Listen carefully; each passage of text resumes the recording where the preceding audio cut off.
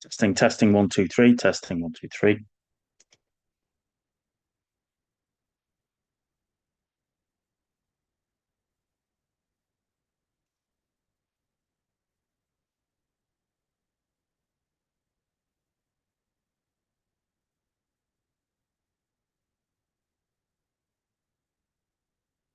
Good afternoon, everybody.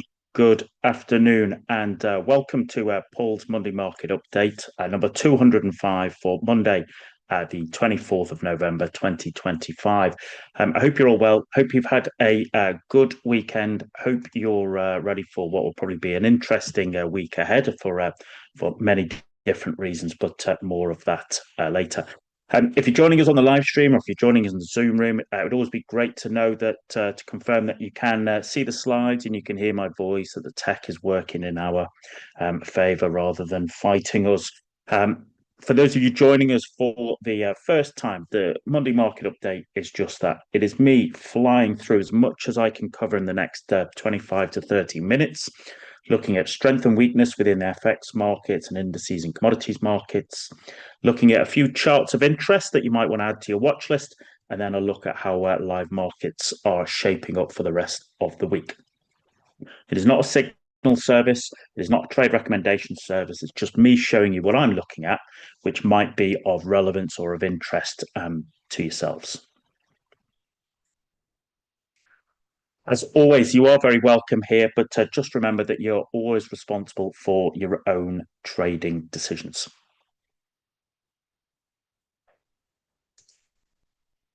And if you want a bit more education this afternoon, I'll be running the Active Trades Monday Market Matters webinar at 2 o'clock London time. The main educational element today will be on how to trade range-bound markets. You're welcome to join us. You can either register on the Active Trades website or use that QR code there, and that will take you. And as always, if you want a little bit of help and support in your trading journey, you can join the Trader Accountability Group, the TAG, which is just all about really bringing discipline, accountability, and consistency to your trading journey. All right, let's dig into the main meat of our session then. So, what is this? What's it telling us? How do I use this? I appreciate if you're joining us for the first time or if you're new to your trading journey, maybe this looks a little strange or a bit overwhelming or intimidating, but it's not really. It becomes quite quick and easy to understand. It's clips from my own model, from my own analysis that I do every weekend, where I'm looking to use my model, the STAM, to identify where's the strength and where's the weakness, primarily within the FX markets, but then also in indices and commodities markets. So what is this telling us and how do we utilize it? Well, here we are. We are into week 48 of the year already, ladies and gentlemen. And where's the strength? Where's the weakness? Swiss franc remains top of the pile. Okay, it's a little bit of mixed the price action there at the moment. I would suggest keeping an eye on the daily charts. But what we do have also is we have euro in second place, and as we can see. For the start of this week, okay, since markets opened last night, euro has been particularly strong. Now, that I would suggest is due to the sort of the progress. Okay, I suppose it all depends upon your perspective. Progress on the talks about the possible peace deal for Ukraine and Russia, and let's say the drivers that Mr. Trump would like to see it resolved by Thanksgiving, or makes it nice and easy and it looks good for the TV channels, but we're going to talk about that more on later. But the initial reaction is the kind of possibility of that has given the euro a little bit of a bump, and maybe we'll have a look at that on the live markets later. At the bottom of the pile, well, Japanese yen, okay, still remains bottom of the pile along with the Kiwi dollar, and we can see. Interestingly, that kind of Japanese yen has been a little bit on the weak side. It's kind of curious that you've got basically Swiss franc strength and Japanese yen weakness. Normally, you expect them to move in tandem because of people either sort of shifting into a risk on or a risk off environment. But that's what we're seeing at the moment. Closer to home, okay. Sterling, all right. We are seeing sterling in sixth place out of 8. Not a massive shock, really. There, okay. This is not only is it a big week for Ukraine, but it's also a big week for the UK and a big week for the Chancellor Rachel Reeves. We have, for those of us in the UK, we have the budget or the autumn statement coming out. I think it starts about 12:30 on Wednesday. It is, and I kind of put this in my little bit of posts on TradingView, which you can follow. Um, she basically elected to have the autumn statement as kind of as late as far as she could get away with. Why she decided that, I don't actually really know. I'm sure there's people smarter, wiser, more understanding of her position that can explain it better than me. My view would be is that she hoped that her her budget for growth would have played out by now, and so basically she was giving herself as much time as possible to sort of make her numbers look good. If that was her plan, it has failed pretty miserably, I would suggest, because we have seen basically the numbers for the economy, for sterling, for her in terms of confidence have pretty much been on a kind of a one-way negative trajectory for pretty much most of the year, and all of this period running up to the budget has just basically allowed commentators of every hue to basically pass commentary or pass their comments and thoughts on that, all of which has added to not only economic instability but also political volatility as well. So invariably, I think that people are kind of they just want to. Everybody's expecting to get shafted on Wednesday. They basically people just want to get it over with, know where they stand, and then they can plan accordingly. So, but what we have seen, as I said, is we've seen a lot of that kind of sterling volatility. We've also seen a lot of sterling weakness, which has basically plummeted from where we were in August, where it's second out of the pack. A few months later, we're down near the bottom of the pack, and that shouldn't be a shock. And when I look at the individual sterling currencies, it's a mixed bag, but for the most part, it is sort of selling environments. The only one is against Japanese yen is in a buying environment, but that's no shock, okay, because of what's going on with Japanese yen itself. Dollar remains okay. It remains strong. It's kind of working its way up there into that third place. Okay, we have got a bit of data coming out this week, but of course, then we had last week's the kind of the data from last week and also the response to it is kind of curious to me in terms of we kind of seem to have flipped day by day over the last week. Okay, one day they're saying there's absolutely no chance of interest rate cuts. The next day it's like, oh yeah, it's 80% dead cert for the Fed to cut.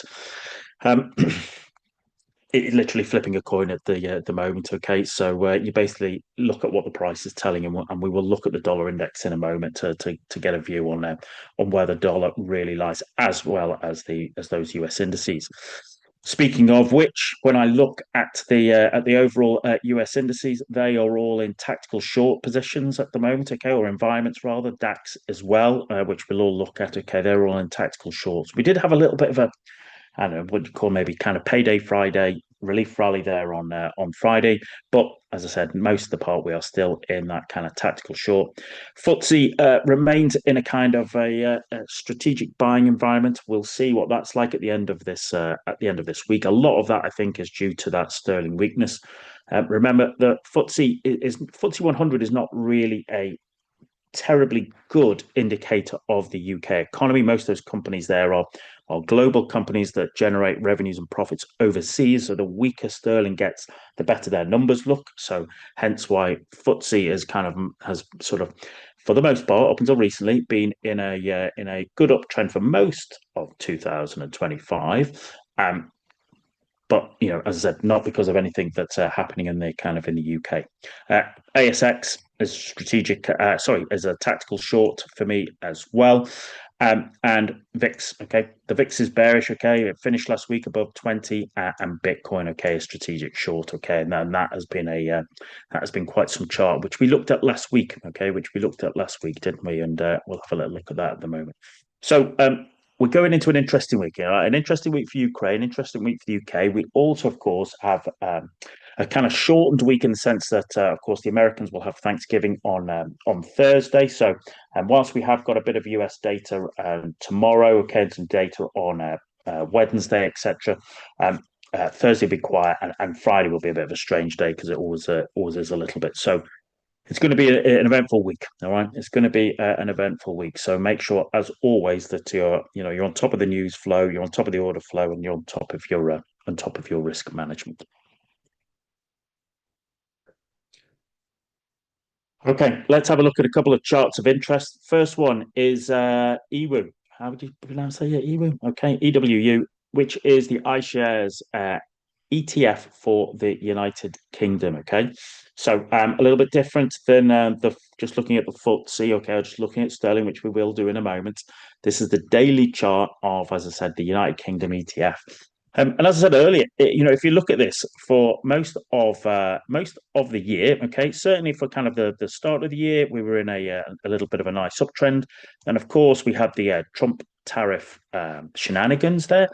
But once we got back above that 50, okay, back in April, for the most part, we have been in actually quite a nice trend, okay, nice trend with pullbacks, okay, nice trend, pullbacks there all the way, and finding support all the way along at the daily 50 period moving average, okay, the daily 50 period moving average acting as really nice support until it doesn't, okay, and that's what's kind of interest, as I said, as we go into this kind of interesting week.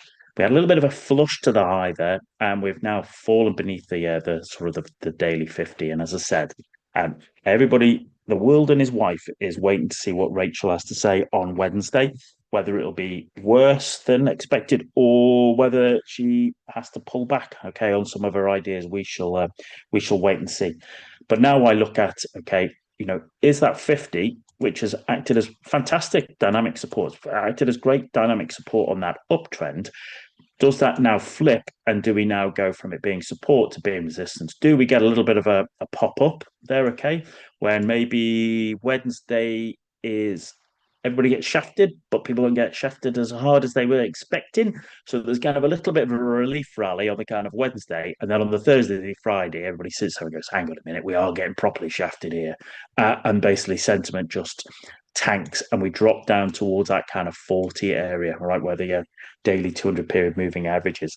That is one of the scenarios I might be looking for. Now, of course, maybe she's going to surprise us all and come out with a fantastic budget that is pro growth, that demonstrates prudent spending, and and that she's getting to grasps with the sort of deficits. And you might be of that opinion yourself. In which case, good luck. Keep taking the meds and stuff, and we'll see how it all plays out. But for those of us in the real world, as I said, that would be the scenario I'm looking at the moment. And it's a scenario. I'll watch that. If price plays out like that, I'll take advantage of it. If it doesn't, I won't. Kind of simple.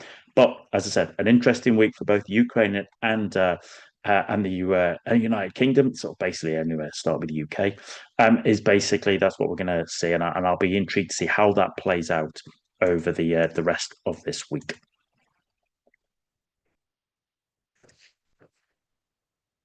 Okay, the next, normally I do weekly charts, but it's mostly daily and monthly charts this week for you. Okay, this is ITA, right? What is ITA? It is the ETF that deals specifically in the US aerospace and defense sector. Okay, so I wrote on my kind of trading view piece and stuff that Leo Tolstoy in his book War and Peace wrote the great line that God forbid let peace break out.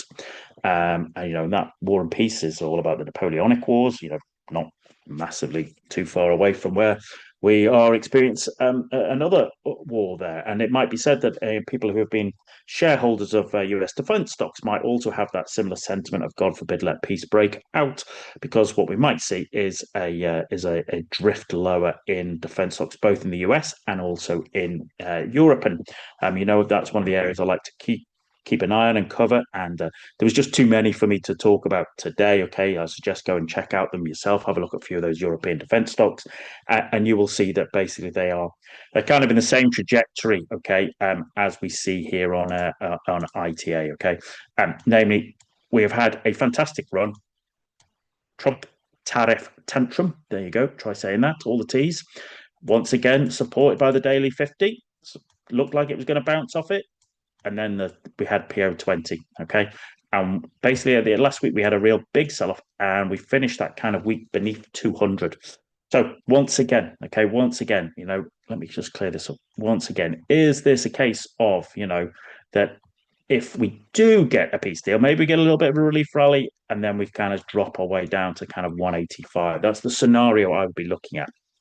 So, of course, Trump is going to want peace, and he wants peace probably by Thursday, so he can announce it over Thanksgiving. The question is, will Zelensky, will Putin, will European leaders, will they rug pull Trump in order to keep the old Sharaban going? Now, um, naturally, I would prefer the former, that we do get a peace deal, but maybe it's me being a cynical old duffer that I'm prepared, that there will be some sort of shenanigan that goes on, because there's too many people making too much money from the present state of affairs, and they might not want to basically to conclude that. Certainly, if I was Saab, or if I was Dachau, who've just Ukraine have announced deals for, I think was it like 100 Gripen fighters, and then last week 100 Rafale fighters. I would be wanting to check whether that deal has actually been signed. Okay, and there's a world of difference between announcing it and signing it. But I would suggest that a lot of those European defence companies might be a little bit nervous, shall we say? Okay, about the state of some of their contracts. But ultimately, we're all looking to see is, right, what's this likely to happen? How can we take advantage of it? And once again, that's the scenario I would be looking at. Okay, that if we might get a bit of a relief rally here, but if there is a peace deal, and it is one that all sides appear publicly to back, well, then I think that has an impact on kind of the both US and European defence stocks, and the scenario would be for that to move lower. So let's see how that plays out this week, ladies and gentlemen. And the final chart of interest before we switch across to the live markets, this is the Japanese government bond yield, 20 years. Okay, now this is a monthly chart, and also I tend not to I tend to stick to kind of stocks and some ETFs. Don't really venture into bonds and other areas. Okay, there are people far wiser, smarter, and brighter than me. Okay, that can explain that with far more lucidity, all right, than myself. But why are we interested in this? Well, look at that chart. This is a monthly chart here.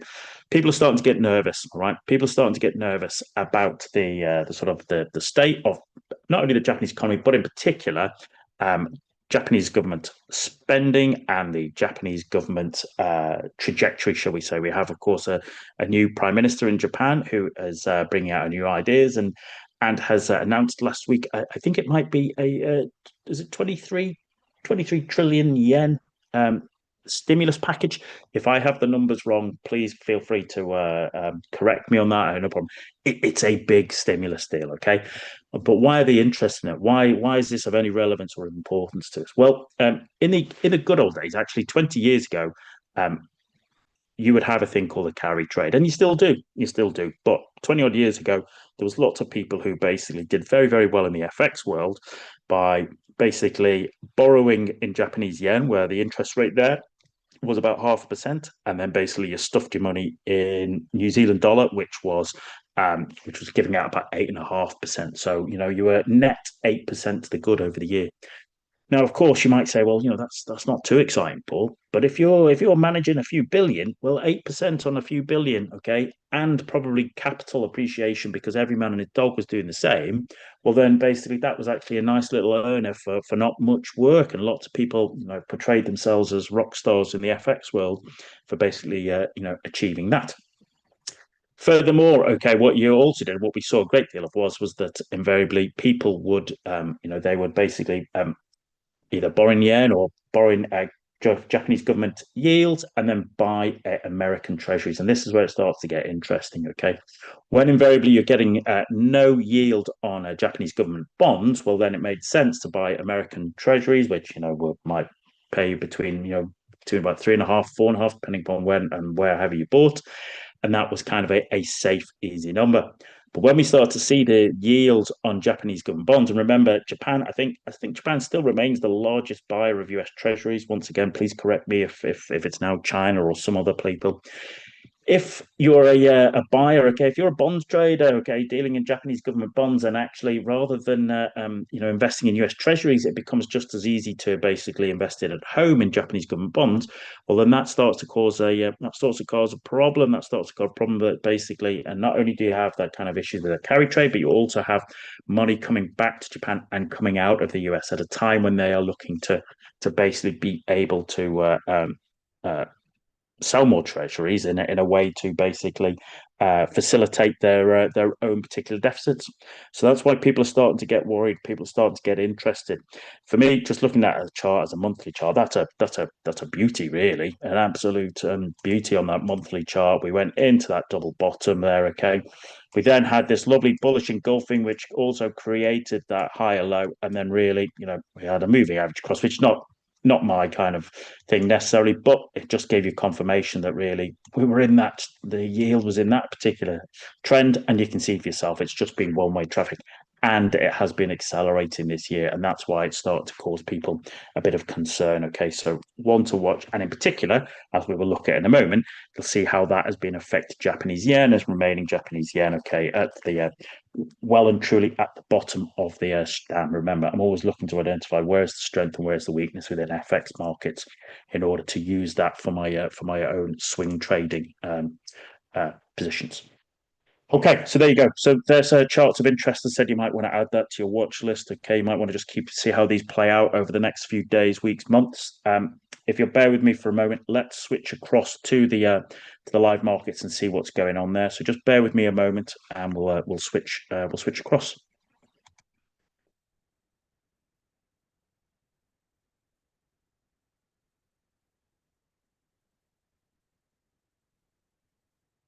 Okay, so I hope that you can still hear me. I hope that you can now see charts.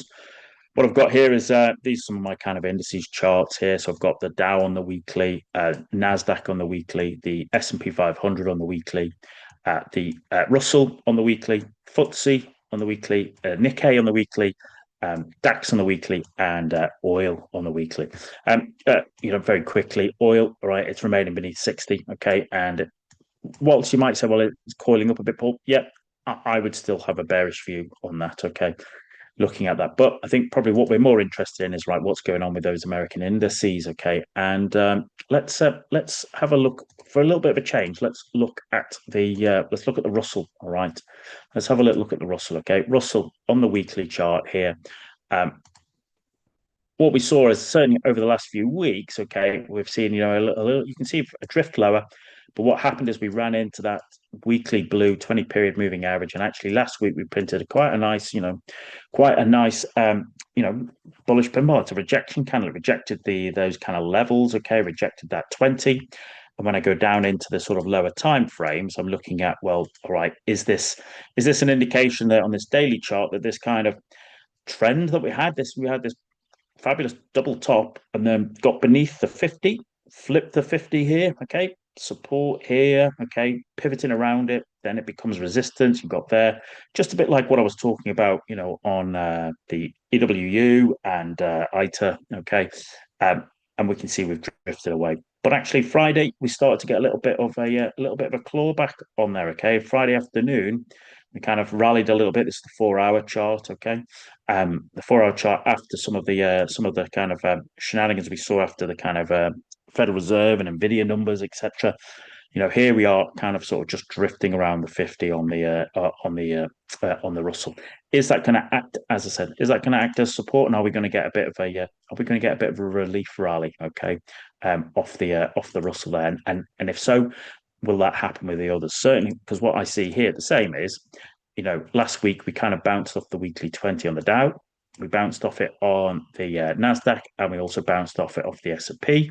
But then also, as I said, we created that kind of rejection candle. Is that giving us a little bit of a sign that for the moment, that kind of that selling is kind of coming to a close? That's not to say it couldn't continue, but that actually, we're in a position where, where invariably we're kind of just going to have a little bit of a relief rally. Maybe this is the Nasdaq and the daily. Maybe we kind of rally back up into that sort of 50 period moving average area.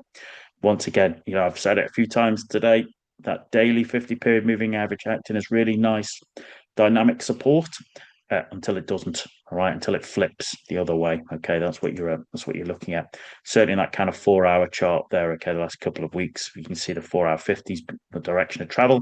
But as I said, Friday afternoon we got a little bit of maybe a bit of a relief rally. Maybe all the folks who shorted here covering their positions, maybe it's just that. We will find out. Okay, as we go into this week. And as I said, it's a shortened week. It's a bit of a strange week. Close to home, all right, DAX. Now, we've talked about this. DAX has just been kind of doing nothing really for the last few months, in a kind of that range there that you can see. We had a false breakout pop at the top, okay, and then we formed this, this is basically, I look at this as it's a lower high. It was also a pin bar, couldn't get above the 20. And then last week we were back down towards the lows. And once again, the 50 has acted as support, as it did here during the sort of Trump tantrums. But I'm going to be looking to see, well, okay, what's the score here? Okay, if let's just say there is a peace deal in Ukraine, is that good for European and in particular German stocks? Okay, or is it bad for it because then one of the main runners has been Rheinmetall, who've been cranking out as many artillery pieces or artillery shells as they possibly could. If there is peace, is that bad for that share price? So I will be watching this, okay? I'll be watching this like a hawk, okay, over this week to sort of get an indication of how this particularly plays out. Certainly at the moment, certainly at the moment, okay, I see it is at the bottom of that range, okay? It is at the bottom of that range. And certainly, if we were to break the 50 and close beneath it on the weekly basis, to me, that then becomes very bearish because we've not really, if you look at that, we've not really been beneath it since sort of back in October, 2 years, all right, 2023. And even then we kind of came back and bounced off it. It's been one hell of a run, hasn't it? So, is it going to hold? Okay. Is it going to hold? That's what I'll be watching this week. And then FTSE, yeah, we looked at the UK ETF, but as I said, FTSE has done really well since the tariff shenanigans. It has done well, but you can see yourself over the last couple of weeks we had a really nice bearish rejection candle, but one swallow doesn't make a summer, all right. But what we have seen is kind of, as I said, that drift lower there, that on the daily chart, that became quite a significant evening star formation. And once again, where are we? Back at the 50. Now, I was long here, okay, off this bounce off the 50 back in mid-October, and it was a nice run. The price action isn't as pretty this time, is it? So as I said, I think the world and his wife is going to be waiting to see what Rachel has to say on Wednesday, because as I said, even though FTSE 100 reflects global companies, it is also about the sentiment of the UK in general. All right. And so we're going to have to watch to see how that particularly plays out. Let's have a quick look at some of the commodities. Silver, we spoke about this last week. Silver weekly chart, great run, goes parabolic, and then presents this double top around 50. Last week, I look at that as a kind of indecision doji. It's like, hang on a minute, what's going on? What are we going to do? I think an element of that is to do with the dollar, which we're going to look at in a moment.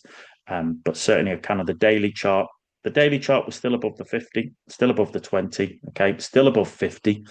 All right. So it's holding on to its kind of bullish sentiment by the kind of, by its fingernails. That's the way I would consider that at the moment.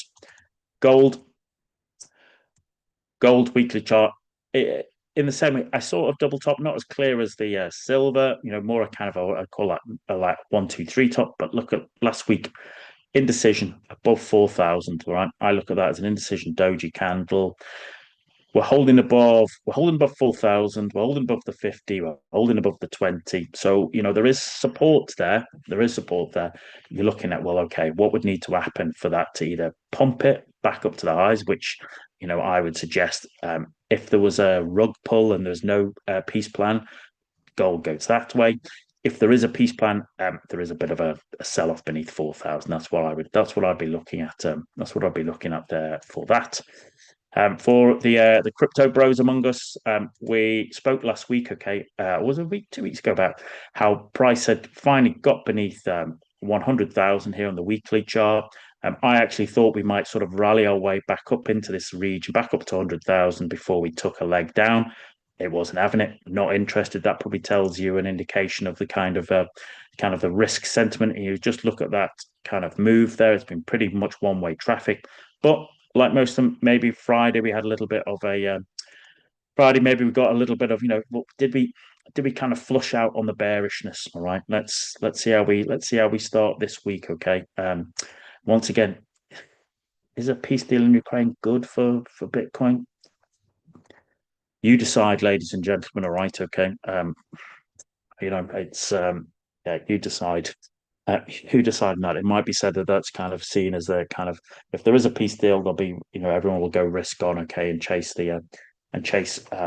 response. But yeah, we'll see about that. Let's talk about dollar index. Okay, so what I've got here is Aussie dollar on the daily, Euro dollar on the daily, pound dollar on the daily, dollar Swiss, Kiwi dollar, dollar CAD, dollar yen, and dollar index. Okay, so whenever I start looking at FX, I always start with the dollar index. It is the big daddy. All right, I want to know what's going on, and we've talked about this. We double bottomed and kind of climbed our way up to 100. And if you look at that last week, okay, last week we closed above 100. All right, we closed above 100. It might only be by a sliver, but that's kind of bullish to me. And if we look at it, we talked about this on the daily chart. We squeezed, we popped to the 100, to the 200, we came back off it, real nice kind of bull flag. 20 held as support. We've popped back up above 100. Now, price action is not exactly, I wouldn't exactly say it's immensely bullish on the daily chart. And today we've kind of drifted lower, to be expected.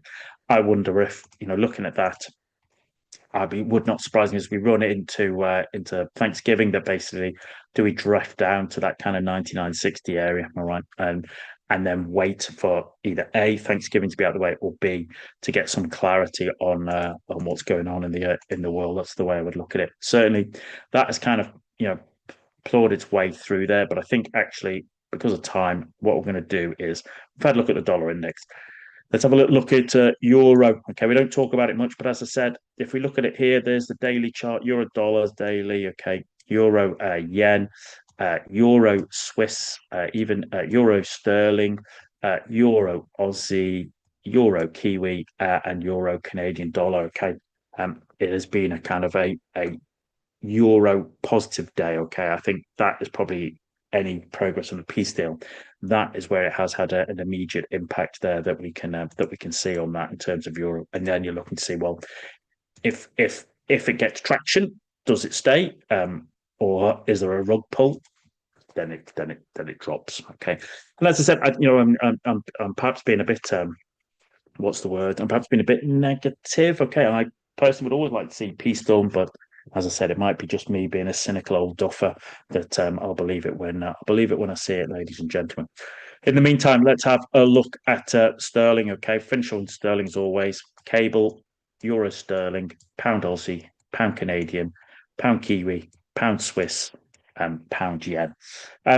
Interestingly, if I look at pound, which remember has been a sort of six, that's dropped to six in STAM, but overall over the last week has done okay against the Comdols. Okay, over the last week for the most part, has actually done well also against the Swiss franc. Okay, we've been in a fantastic downtrend, and I think I talked about it last week, maybe on the stage 2 call. That interested to see. Just watch that, as I said right at the start. Just watch the Swiss franc dailies. Is there a case of that? For various reasons. Is there like a kind of a little bit of a risk on relief rally if there is the likelihood of a peace deal? Okay, that's what it is, and certainly that has been the direction of travel over the last week or so. So, pound against yen. Pound against yen has worked, but as we talked about the Japanese yield, okay, as the yields have risen, the yen's dropped and collapsed, okay, and continued to. So hence why we have seen kind of that kind of move there. Okay, basically everything is strengthened against the Japanese yen. All right, that's the way that has particularly played out. I think cable. I normally start on cable, but I think we're going to finish on cable because I think personally. Here we go. We're above 130. I wonder if we're just squeezing. Okay, we're just squeezing. We're just coiling up.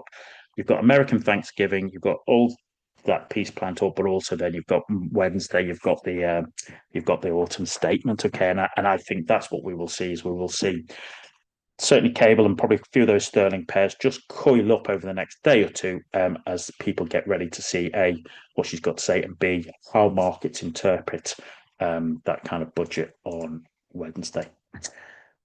All right, let's draw it to a close there, ladies and gentlemen. As I said, we overran a little bit. I apologise, but as I said, I'm just trying to fly through as much as I possibly can. It always gets recorded. You'll find it on the YouTube channel, okay, or on my blog posts. So if you want to rewatch it and kind of grab a little bit more of it, you're very welcome to. But as always, I hope that's just given you a bit of help, a little bit of insight that you can take away and utilize. As I said, it's going to be an interesting week. Make sure you're on top of the news. Make sure you're on top of the order flow. Make sure you're on top of your risk management, as always. I wish you the best of success in your trading endeavors, ladies and gentlemen. Have a fabulous week, and I will look forward to speaking to you soon. Take care and trade well, everybody. Cheers.